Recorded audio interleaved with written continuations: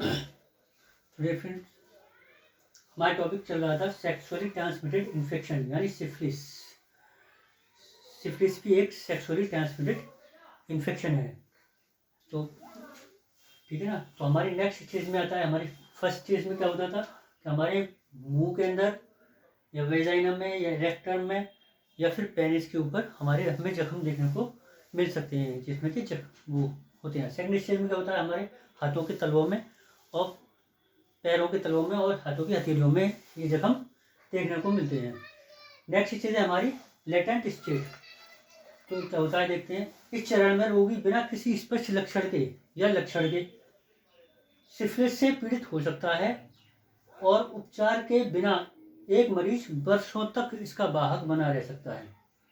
क्या है latent stage में क्या होता है कि बिना किसी स्पष्ट के, इसमें क्या होता है इस वाली स्टेज में आके बिना किसी स्पष्ट लक्षण के कोई भी सिम्टम नजर नहीं आ रहा है, लेकिन फिर भी वो क्या है वर्षों तक इस बीमारी से वो पीड़ित रहता है। नेक्स्ट स्टेज आती है हमारी टर्टियरी स्टेज। टर्टियरी स्टेज में क्या है, इस इन्फेक्शन के अंतिम चरण में प्रवेश लगभग 14 से 40% ही मरीज इस इन्फेक्शन के अंतिम चरण में प्रवेश करते हैं। Approximately 14 to 40% of the patient enter the stage of the infection। इस इन्फेक्शन के अंतिम चरण में प्रवेश करते हैं लगभग 14 से 40% मरीज। यह इन्फेक्शन प्रारंभिक चरण के वर्षों बाद होता है।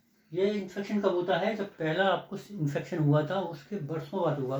मसलन कब हो सकता है 10 साल बाद, 20 साल बाद, कभी भी ये हो सकता है। कौन सा टर्टियरी स्टेज में ये वाला इन्फेक्शन कभी भी हो सकता है। This occurs years after the initial stage of the infection. उसके बाद देख लेते हैं सिफिलिस का तृतीयक चरण जीवन के लिए खतरा हो सकता है। सिफिलिस का अंतिम चरण जीवन के लिए खतरा हो सकता है और रोगियों के आंतरिक अंगों को नुकसान पहुंचा सकता है। ठीक है ना। तो टर्टियरी स्टेज में क्या होता है कि उनके जीवन के लिए खतरा हो सकता है और उनके आंतरिक अंगों को नुकसान पहुंचा सकता है, जिससे कोमा जैसी बीमारी या फिर इंसान की डेथ भी हो सकती है। This occurs years after the initial stage of the infection. यह इन्फेक्शन प्रारंभिक चरण के कई वर्षों बाद होता है। The tertiary stage of syphilis can be life threatening and can damage patients in internal organs leading to coma and even death।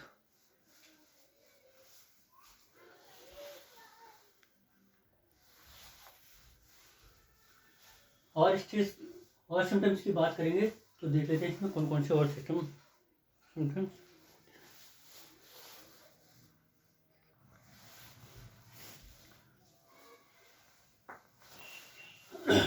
अगर और सिम्टम्स के बारे में बात करेंगे तो और क्या क्या सिम्टम्स पाए जाते हैं देख लेते हैं।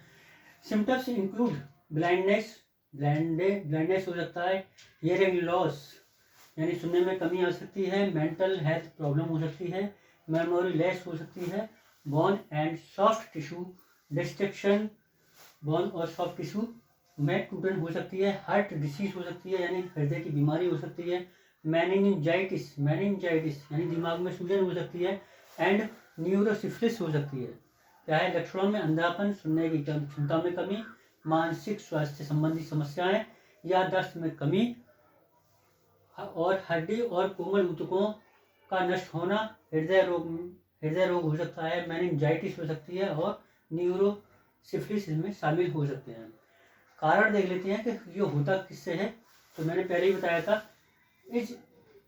Syphilis is a type of sexually transmitted disease called by bacteria called Treponema pallidum. यानी कि ये इन्फेक्शन होता है किससे, ट्रेपोनेमा पैलिडम नामक बैक्टीरिया के इन्फेक्शन के कारण होता है। It is called by infection with A bacteria called Treponema pallidum.